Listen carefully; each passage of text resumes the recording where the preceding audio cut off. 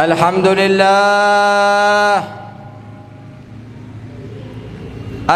لله الذي أمرنا بشكر الوالدين والإحسان إليهما وحثنا على اغتنام برهما واجتناع المعروف لديهما وأشهد أن لا إله إلا الله وحده لا شريك له لا معبود إلا الله وأشهد أن سيدنا ونبينا ونور قلوبنا ومولانا محمد أرسله إلينا رحمة للعالمين وشمل فضله للأولين والآخرين. اللهم صل وسلم على سيدنا محمد مفتاح باب رحمتك وسيد أهل محبتك وعلى آله وصحبه وأهل نبوتك وتابعيهم وملائكتك وجميع الصالحين من بريتك عدد علمك واغفر وأغث وفرج بفضلك يا أرحم الراحمين. أما بعد عباد الله فإني أوصيكم ونفسي بتقوى الله فاتقوا الله يا عباد الله وأحسنوا يرحمكم الله إن رحمة الله قريب من المحسنين.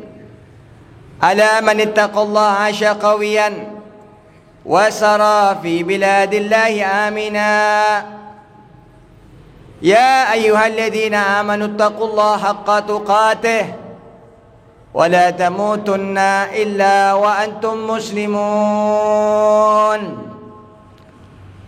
معشر المسلمين وزمرة المؤمنين رحمكم الله. Hadirin salat Jumat Masjid Al-Awwabin yang senantiasa dirahmati oleh Allah Subhanahu wa taala. Mari kita bersama-sama senantiasa kita bermunajat kepada Allah.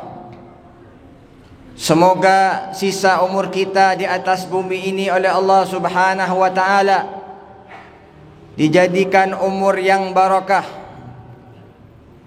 umur yang tergunakan dalam ketaatan kepada Allah, ketakwaan kepada Allah, yang mana sisa umur kita tidak bertambah kecuali bertambah keimanan kita kepada Allah, kecuali bertambah kecintaan kita kepada Allah, kecuali bertambah kecintaan kita kepada Nabi Muhammad sallallahu alaihi wa ala alihi wasallam. Dan semoga kita semua oleh Allah di akhir zaman ini kita diberikan keselamatan, keluarga kita, anak kita, semua diberikan keselamatan oleh Allah Subhanahu wa taala. Terutama yang paling penting selamat imannya, selamat Islamnya, selamat agamanya, sehingga semua bisa ketika kembali kepada Allah membawa husnul khatimah indal maut. Amin amin ya rabbal alamin. Qala Allah Ta'ala fil Qur'anil Azim ba'da a'udzu billahi minasy syaithanir rajim. Bismillahirrahmanirrahim. Wa wasaynal insana biwalidayhi husna. Wa fi ayatin ukhra wa wasaynal insana biwalidayhi ihsana.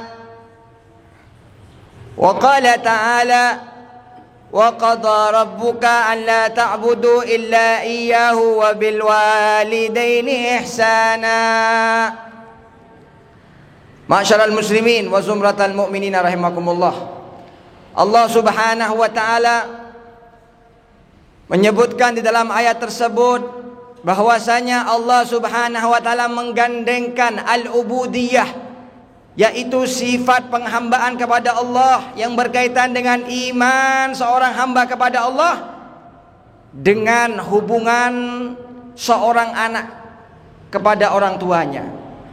Sehingga Allah Subhanahu wa taala dalam ayat tersebut mewasiatkan kepada semua manusia, entah itu yang Islam, yang Muslim, yang mukmin atau yang kafir, untuk senantiasa berbuat ihsana, berbuat baik kepada, yaitu kedua orang tua yang telah melahirkannya sehingga dia bisa hidup di atas bumi Allah Subhanahu wa taala. Ihsana yang disebutkan oleh Allah dalam ayat tersebut adalah bersifat nakirah. Ihsana, berbuatlah baik, tidak mengenal waktu, wahai hadirin. Berbuat baik kepada orang tua tidak mengenal waktu, tidak mengenal hari, tidak mengenal umur. Entah ibu ayah kita masih dalam keadaan hidup, ihsana, kita berbuat baik kepada mereka. Ketika orang tua kita telah meninggal, berada di alam kubur, ihsana, diperintahkan oleh Allah untuk kita senantiasa berbuat baik kepada orang tua kita yang telah meninggal dunia dengan hal-hal yang diajarkan oleh Nabi Muhammad SAW. Tidak pernah terputus, sebagaimana hubungan Allah, hubungan seorang hamba dengan Allah tidak pernah terputus, begitu juga hubungan seorang anak kepada orang tua tidak pernah terputus sampai yaumil qiyamah. Hubungan orang tua dengan anak tidak pernah terputus sampai yaumil qiyamah. Di sini Allah Subhanahu wa taala menekankan kepada kita untuk senantiasa kita berbuat baik kepada orang tua kita.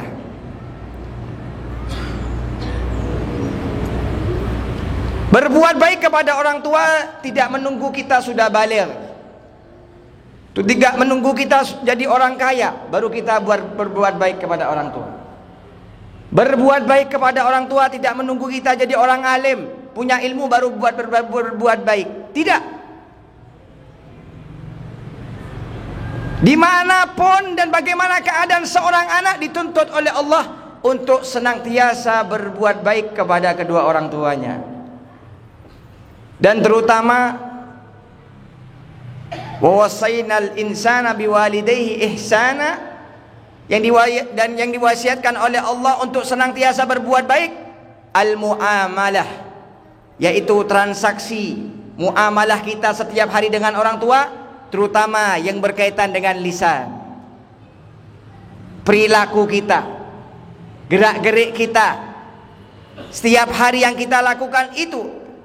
Kalau tidak berbicara, kita melakukan atau memandang, maka di sini Allah juga mewasiatkan kepada kita, jika kita berbicara kepada orang tua kita, jika kita di hadapan orang tua kita, di sini kita dituntut oleh Allah untuk senantiasa ketika kita berbicara dengan orang tua kita, kita dengan lemah lembut, dengan pembicaraan yang mendatangkan ridha Allah, dengan pembicaraan yang bisa menyenangkan hati orang tua kita, dengan pembicaraan yang mana orang tua kita bergembira dengan kita, bukan dengan pembicaraan yang membuat sakit hati orang tua kita, sebagaimana dikatakan dan disabdakan oleh Nabi Muhammad dalam hadis, man ahzana walidayhi faqad aqahuma. Barang siapa seorang anak yang menyakiti hati orang tua, entah itu dari perkataannya, entah itu dari perbuatannya, semua, kata Nabi Muhammad, yang menyakiti hati orang tuanya, faqad aqahuma, sungguhnya dia telah durhaka kepada keduanya. Maka di sini Nabi Musa mendapat wasiat dari Allah. Ketika Nabi Musa mengatakan kepada Allah, "Ausini ya Rabbi," ya Allah berilah wasiat kepadaku, kata Nabi Musa. Qala, kemudian Allah Subhanahu wa taala mengatakan kepada Nabi Musa, "Usika bi ummika." Musa, aku wasiatkan engkau untuk berbakti kepada ibumu. Kemudian Nabi Musa meminta lagi wasiat kepada Allah, "Ausini ya Rabbi," berilah wasiat kepadaku. Apa kata Allah? Qala usika bi ummika. Wahai Musa, aku wasiatkan kau berbuat baik kepada ibumu. Qala ya Rabbi ausini. Kemudian ketiga kalinya Nabi Musa mengatakan kepada Allah, ya Allah, wasiatkan kepadaku. Usika bi ummika. Wahai Musa, aku mewasiatkan kepada engkau untuk berbuat baik kepada ibumu. Sampai 8 kali Allah Subhanahu wa taala mengatakan kepada Nabi Musa, usika bi ummika. Wahai Musa, aku wasiatkan kau berbuat baik kepada ibumu. Ini perintah Allah kepada Nabi. Orang-orang yang sudah pasti mulia perkataannya, orang-orang yang pasti mulia perilakunya, tapi Allah wasiatkan untuk senantiasa berbuat baik kepada orang tuanya. Kenapa? Karena tingginya derajat seorang anak yang berbakti kepada orang tua, dan juga naudzubillah min dalik, anak-anak yang durhaka kepada orang tua. Kata Nabi Muhammad, la yadkhulul jannah, tidak akan masuk surga. Ma'syaral muslimin wa zumratal mu'minina rahimakumullah. Disebutkan juga di dalam hadis qudsi, Allah Subhanahu wa taala disebutkan dalam hadis, awwalu syai'in katabahu Allah taala fil lauhil mahfuz. Disebutkan oleh Nabi Muhammad dalam hadis, pertama kali yang ditulis oleh Allah di lauhil mahfuz adalah bismillahirrahmanirrahim, inni anallah la ilaha illa ana. Pertama kali yang ditulis oleh Allah di lauhil mahfuz adalah bismillahirrahmanirrahim, inni anallah, saya adalah Allah, kata Allah Subhanahu wa taala. Tidak ada Tuhan selainku, kata Allah Subhanahu wa taala. Kemudian oleh Allah, setelah tulisan tersebut, man radiya anhu walidahu fa ana anhu radin. Kemudian tulisan setelah tulisan tauhid dan syahadah, apa yang tertulis di lauhil mahfuz? Kata Allah, barang siapa yang diridhoi oleh orang tuanya, maka aku ridho kepada orang tersebut. Ma'syaral muslimin wa zumratal mu'minina rahimakumullah. Ini yang kita lihat di akhir zaman, terutama dalam perkembangan pendidikan orang Islam, kaum muslimin. Entah itu di lingkungan kita sendiri kaum muslimin, entah itu di lingkungan orang-orang kafir, orang muslimin yang hidup di tengah-tengah orang kafir. Tapi yang sangat kita sesali di lingkungan orang-orang Islam, yang mana mereka setiap harinya sholat dan mendapat pendidikan dan tidak luput, tidak jauh dari ulama. Akan tetapi mereka sangat minim mempunyai takdim kepada orang tua. Terutama anak-anak muda zaman sekarang lebih mementingkan HP-nya daripada orang tuanya, lebih mementingkan syughulnya, pekerjaannya daripada orang tuanya. Bisa jadi orang tuanya sakit di atas ranjang, jerit-jerit minta obat,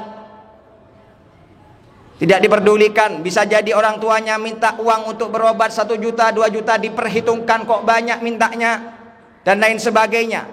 Apalagi yang baru-baru saja viral hari ibu, hari ibu. Dalam Islam tidak ada hari ibu. Hari ibu itu punyanya orang kafir, karena mereka tidak ada syariat berbakti kepada orang tua. Mereka tidak mempunyai takdim kepada orang tua. Mereka tidak tahu bagaimana cara berbakti kepada orang tua, sehingga mereka menjadikan 1 tahun cuma 1 hari buat ibu, menjadikan 1 tahun 1 hari buat ayah. Jadi 1 tahun 9 bulan lebih itu orang tuanya dilantarkan. Karena ini kalimat viral, karena orang-orang ini yang tidak punya ilmu mikir sesuatu yang menjadi umum di bumi ini. Karena sekarang hari ibu, semua majang hari ibu. Tidak tahu kalau setiap hari ibunya disakiti hatinya. Kalau sudah hari ibu, datang kepada ibunya, foto, selfie, taruh di status, aku sayang ibu, dikasih hadiah, mari itu eke bataki ibu. Setelah itu sudah, orang tuanya tidak diperdulikan lagi. Malah sebagian mengutamakan istrinya daripada ibunya. Banyak sekarang kejadian viral. Ya, seorang anak malu dilihat oleh teman-temannya, malu dilihat oleh istrinya, teman istrinya membawa ibunya yang sudah tua rentak. Malu. Kenapa? Gengsi. Kok orang tua sudah tua gitu dibawa-bawa ke acara kita? Sehingga sampai ada salah satu kejadian yang viral ketika anaknya membawa ibunya di atas mobil, diturunkan di tengah jalan karena malu dilihat teman-temannya. Mau ke acara diajak ibunya, di tengah jalan mendapat perkataan dari istrinya, ngapain bawa ibu? Ibu sudah tua, kita malu di acara nanti, dilihat tempat acara-acara besar. Lihat, ini pergaulan yang terjadi sekarang. Tega anak menurunkan ibunya di tengah-tengah jalan dan dibohongi ibunya. Ibu tunggu sini ya, sebentar saya belikan ibu makanan dan lain sebagainya. Ternyata ibunya dilantarkan di tengah-tengah jalan. Mana sifat berbakti anak kepada orang tua? Orang tua kita tidak pernah menelantarkan kita seumur hidup. Dari perut sampai mendidik kita, TK, SD, SMA, sampai kita menjadi orang sukses, orang tua kita tidak pernah melupakan kita. Dan sering yang terjadi di akhir zaman ini, terutama para pemuda-pemudi Islam, sering membentak-bentak orang tua. Hei anak-anak muda, siapa kiblat kalian ketika hidup? Jangan ikuti akhlak-akhlak orang-orang kafir. Jangan ikuti akhlak-akhlak orang Korea dan lain sebagainya yang tidak mempunyai pendidikan dan yang tidak pernah mendidik kehidupan mereka, sehingga mereka dengan gengsi dan bangga membentak orang tuanya. Na'udzubillah min dzalik. Sampai-sampai disebutkan di sini sebuah cerita dalam kitab At-Targhib wa Tarhib, bahwasanya salah satu orang soleh tersebut jalan di suatu kampung. Ketika masuk di suatu kampung, dia melewati kuburan. Di tengah-tengah dia melewati kuburan setelah sholat asar. Salah satu kuburan salah satu kuburan yang mana di pemakaman tersebut terbuka kuburan tersebut, dan keluar dari kuburan tersebut seorang laki-laki yang mana wajahnya seperti himar, seperti keledai, dan tubuhnya seperti manusia. Ketika seorang soleh tersebut melihat di pemakaman Islam, pemakaman orang Muslim, salah satu kuburan terbuka kuburannya, kemudian keluar dari kuburan tersebut seorang yang mana wajahnya seperti himar, seperti keledai, dan tubuhnya seperti manusia. Kaget. Kemudian seorang laki-laki yang keluar dari kuburannya itu bersuara seperti suaranya keledai. Kalau kita perumpamakan seperti anjing menggonggong. Keluar dari kuburannya seperti anjing menggonggong. Na'udzubillah min dzalik. Kemudian masuk lagi, tertutup kuburan tersebut. Heran orang soleh tersebut, apa yang terjadi kepada orang yang dikubur di dalamnya? Apa yang dilakukan orang laki tersebut? Ternyata seorang yang soleh tersebut menanyakan kepada salah satu penduduk desa tersebut, ini kuburannya siapa? Maka dikatakan itu kuburan seorang laki-laki, rajulun syabun, seorang laki-laki pemuda, kana yashrubul khamr, suka minum minuman mabuk, minum minuman keras. Terutama anak pemuda tersebut kalau minum keras di rumahnya, di depan ibunya dia mabuk-mabukan, sehingga ibunya tidak kuat melihat anaknya yang setiap hari bermaksiat. Kemudian ibunya mengatakan kepada anaknya tersebut, ittaqillah, wahai anakku, cukup engkau mabuk, bertakwalah kepada Allah. Ittaqillah, kata ibunya, cukup, bertakwalah kepada Allah. Apa yang dikatakan anak ini kepada ibunya? Fayaqulu laha inhaki kal himar. Wahai ibu, cak ngacepek ngak batik. Wahai ibu, jangan banyak omong seperti hewan kamu. Seorang anak berani mengatakan kepada ibunya seperti itu. Ibunya menasehati anaknya untuk bertobat. Berhenti kamu minum minuman keras, sholat situ. Apa kata anak? Ibu, jangan banyak omong seperti hewan kamu. Ketika itu anak tersebut diazab oleh Allah, meninggal setelah asar. Ketika meninggal wajahnya oleh Allah dirubah seperti hewan. Dan tidak cuma itu hadirin, anak ini setelah diazab oleh Allah, sebelum meninggal oleh Allah dirubah mukanya seperti hewan, badannya seperti manusia. Ketika dikuburkan, anak tersebut setiap hari setelah sholat asar keluar dari kuburannya menggonggong seperti hewan. Gara-gara apa? Kalimat yang diucapkan kepada ibunya. Berapa kali anak muda sekarang bilang ke ibunya kalimat anjing, sapi. Jangan dientengkan ini.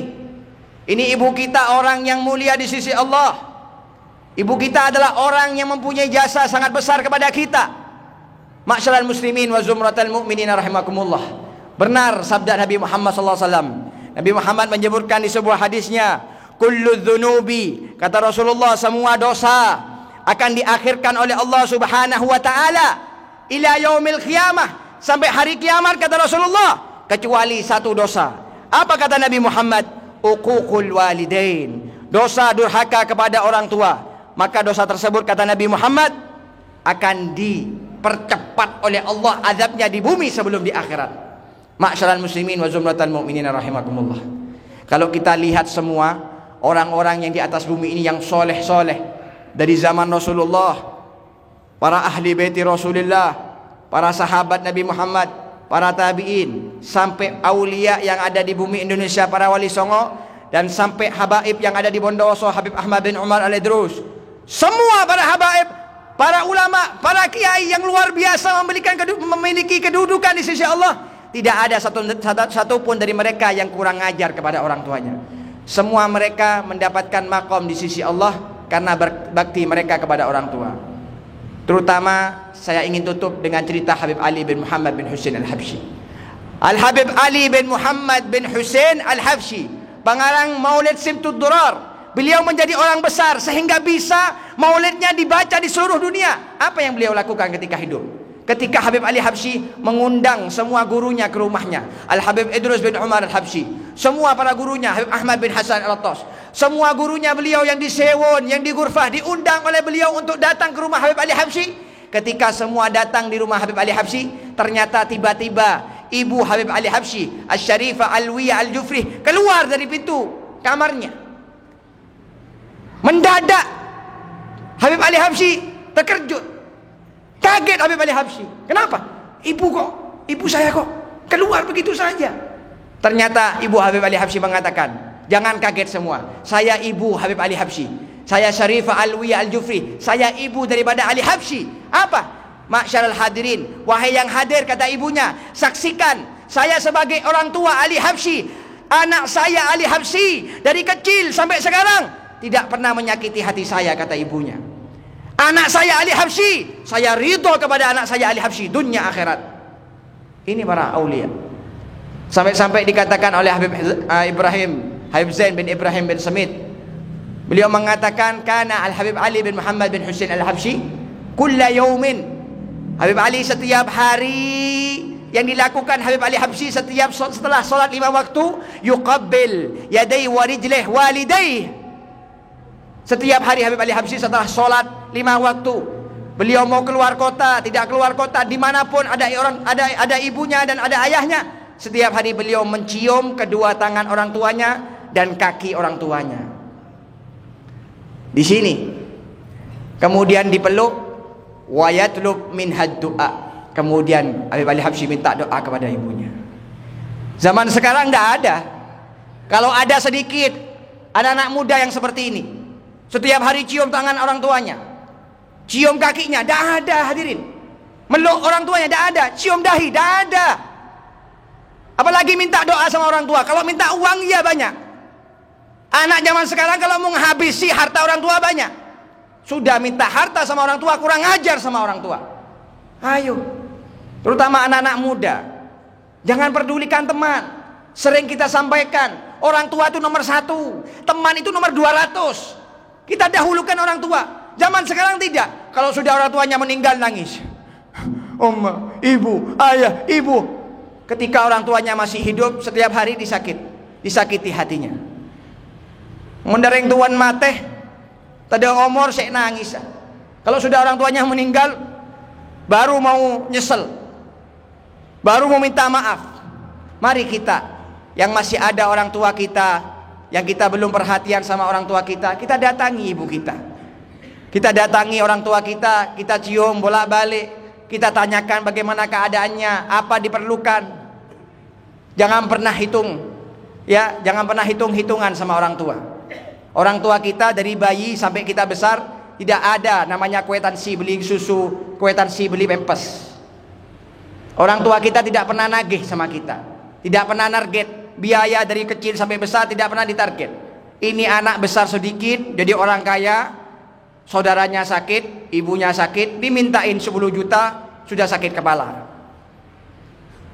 Dunia ini tidak manfaat. Semua tidak manfaat. Ilmu tidak manfaat kalau tidak digunakan berbakti kepada orang tua. Ma'syaral muslimin wa zumratal mu'minin rahimakumullah. Wallahu yaqulu wa qawluhu al-haqqul mubin. Wa idza qara'tal Qur'ana fasta'id billahi minasy syaithanir rajim. A'udzu billahi minasy syaithanir rajim. Bismillahirrahmanirrahim. Wa qadha rabbuka alla ta'budu illa iyyahu wa bil walidayni ihsana. إما يبلغن عندك الكبر أحدهما أو كلاهما فلا تقل لهما أف ولا تنهرهما وقل لهما قولا كريما. بارك الله لكم في القرآن العظيم ونفعنا فيما فيه من الآيات والذكر الحكيم وأستغفر الله لي ولكم ولجميع المسلمين فاستغفروه إنه هو الغفور الرحيم.